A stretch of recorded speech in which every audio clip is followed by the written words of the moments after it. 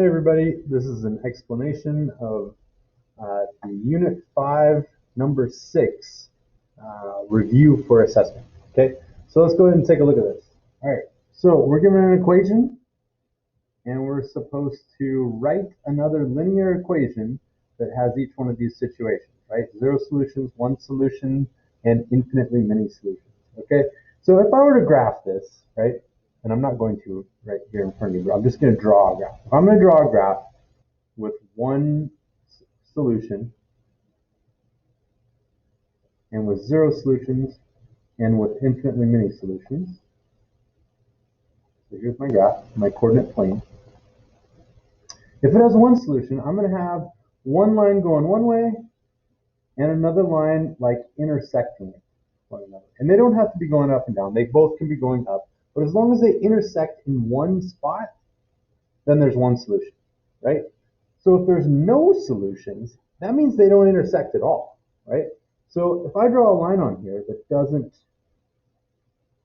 like drawing another line that doesn't intersect means it's going to be parallel, right? It'll never ever cross, right? These two lines are parallel. They'll never ever cross each other, okay?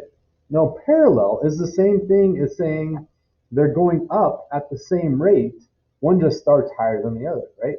Well, same rate, that's another word for same slope, right? So if I look at this, the slope for this equation right here, I'd have to divide both sides by 12 to get this y all by itself. By 12, everything on this side by 12.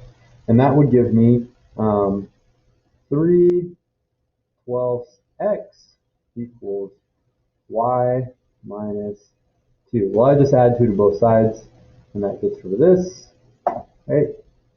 And then you can see my slope is 3/12, or 1/4. So I could easily go y equals 1/4 x, right? So that's the same slope as this one, right? 3/12 is the same as 1/4, except for it's just raised up. Like you just have to change it, so it's either raised or lowered, right? And this one has a y-intercept of 2, so let's raise this one up to 5. Basically, what this means, if they're parallel, they have the same slope, but different y-intercepts, right? Okay. So over here, if I'm looking at an equation that has one solution to this, all I have to do is just make sure that my equation has a different slope, and then we're good, right? So instead of 1/4, let's just call it 1. So y equals 1x plus 2. Doesn't really matter. I could just say x plus 2. I could say 25x plus 2. There's a million different equations I could use for this, so long as the slope is different, all right? For this one, the slope can't be 1/4, right? Because it has to be at a different angle so that they actually intersect. If they have the same slope, they'd be parallel, right? They'd be parallel lines, okay? Now, infinitely many solutions means instead of crossing once, it crosses infinitely, or an infinite amount of times, right? And that means these two lines are basically laying right over the top of each other, okay? So they're actually the same exact line.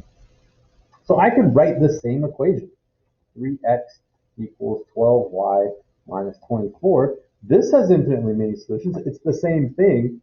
So if I want to write one that was a little different, all I have to do is multiply both sides of this equation by the same number. If I do that, it's the same thing, okay? So I can multiply both sides by 2. I can divide both sides by the same number. That's what I would do, just because each one of these numbers I can divide by 3 really easily.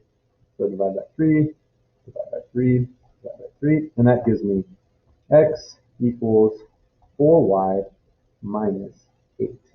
That was the one I came up with right there, okay? But if you graph that, you'll see that's the exact same line as this one up here, okay? So if I were to graph this, it would just be two lines that were right over the top of each other, okay? They'd be right over the top of each other. Okay, I hope that helped. As far as 0 solutions, parallel, 1 solution, it's the lines that cross in one spot. Infinitely many solutions, they're the same line, okay?